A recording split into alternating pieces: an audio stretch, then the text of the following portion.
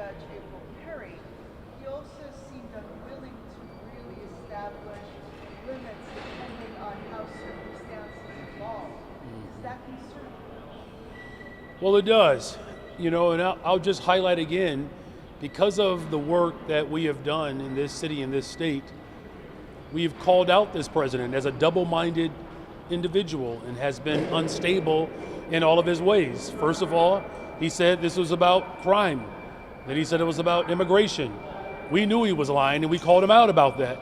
And now he's saying that it has nothing to do with crime, it has nothing to do with immigration. And then they won't respect the court enough and the rule of law to be able to provide very specific parameters and a frame for why they even want to be here. And I believe that the court and the judge today asked, I believe, very pointed questions so that the federal government could offer up some perspective, and they've even failed to do that. So this is absolutely about what we've said it has always been. It's about invoking chaos and fomenting chaos and creating divisions within our communities and trampling on our democracy.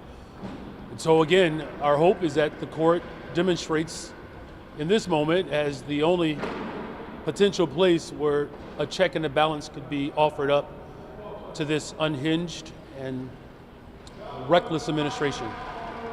Is that all? Oh. Based on the questions that you heard and the responses that were given, do you feel confident that it's going your way? Well, I mean, what I can say is that, there's clear evidence of why this particular judge was nominated.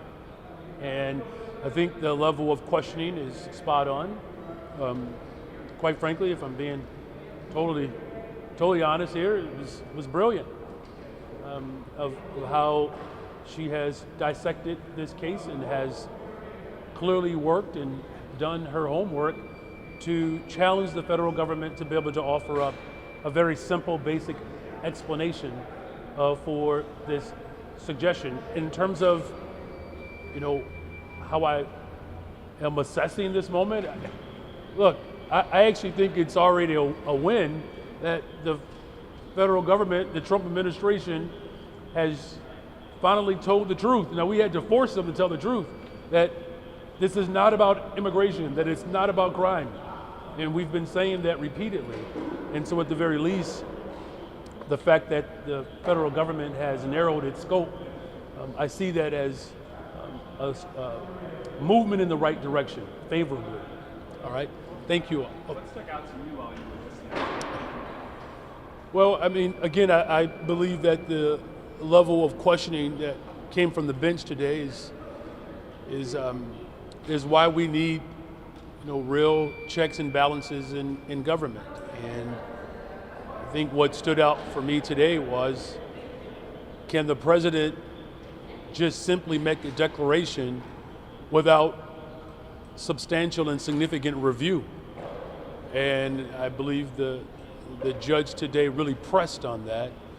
But also what stuck out was the fact that you literally had the President of the United States of America displaying his instability.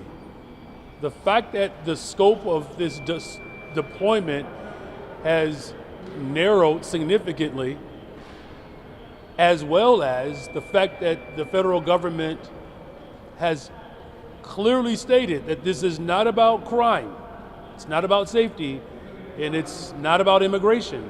So then the question I believe that has come forward is then, what is the impetus behind, this deployment? Are you worried that the Trump government would not follow a court order if a TRO is? Well, I mean, it's clear that this administration has demonstrated that it's unwilling to work within the parameters of the Constitution.